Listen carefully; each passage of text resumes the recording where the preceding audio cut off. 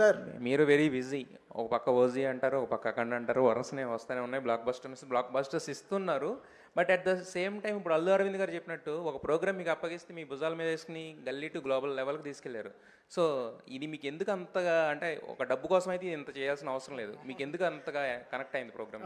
Trust sir, it's a trust. Arvind garu and Trivikram garu, so it came from them.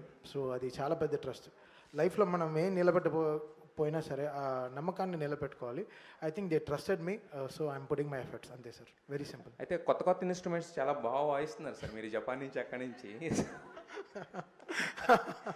అవును sir, because కొన్ని సినిమాలే మనకి ఇలా ఒక వేరే కంట్రీ ఫీల్స్ కొంచెం ఇస్తాయి.